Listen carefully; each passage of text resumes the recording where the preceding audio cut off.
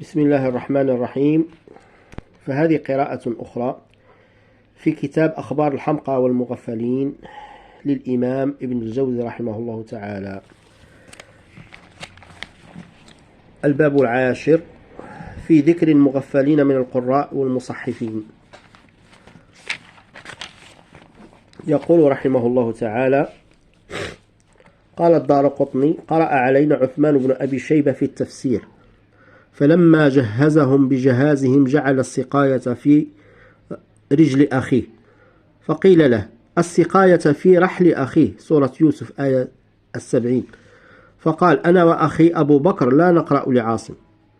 وقال القاضي المقدمي: قرأ علينا عثمان بن أبي شيبة جعل السقاية في رجل أخيه، فقيل له: في رحل أخيه، فقال تحت إن عبد الله الحضرمي أنه قال: قرأ علينا عثمان بن أبي شيبة فضرب بينهم صنور له ناب. الصنور هو القط الهرة، فقيل له: إنما هو بصور له باب، سورة الحديد آية 13.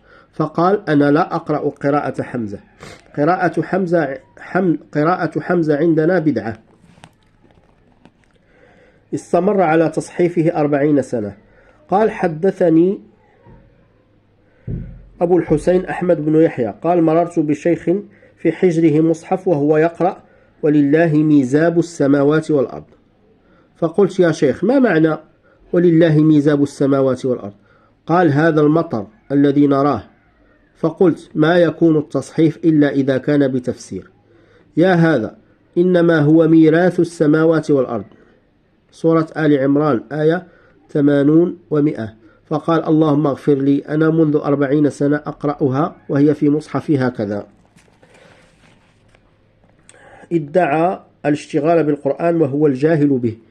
قال: حدثني أبو فزارة الأسدي قال: قلت لسعيد بن هشيم: لو حفظت عن أبيك 10 أحاديث سدت الناس، أي أصبحت سيدا على الناس. وقيل: هذا ابن هشيم فجاءوك فسمعوا منك. قال: شغلني عن ذلك القرآن. فلما كان يوم آخر قال لي: جبير كان نبيا أم صديقا؟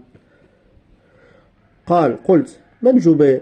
قال: قوله عز وجل: واسأل به جبيرا، يريد فاسأل به خبيرا، الفرقان آية 59. قلت: هل يا غافل زعمت أن القرآن أشغلك؟ يتبرأ من ابنه لجهله. قال رجل لابنه وهو في الكتاب: في أي سورة أنت؟ قال: في أقسم بهذا البلد ووالدي بلا ولد، الآية ووالد وما ولد، سورة البلد. فقال أبوه: لعمري من كنت ابنه فهو بلا ولد. قال المأمون لبعض كتابه: ويلك ما تحسن تقرأ؟ قال: بلى والله إني لأقرأ من سورة واحدة 1000 آية. سمعت ابن الرومي يقول: خرج رجل إلى قرية فأضافه خطيبها فأقام عنده أياما، فقال له الخطيب: أنا منذ مدة أصلي بهؤلاء القوم، وقد أشكل علي في القرآن بعض مواضع. قال: سلني عنها.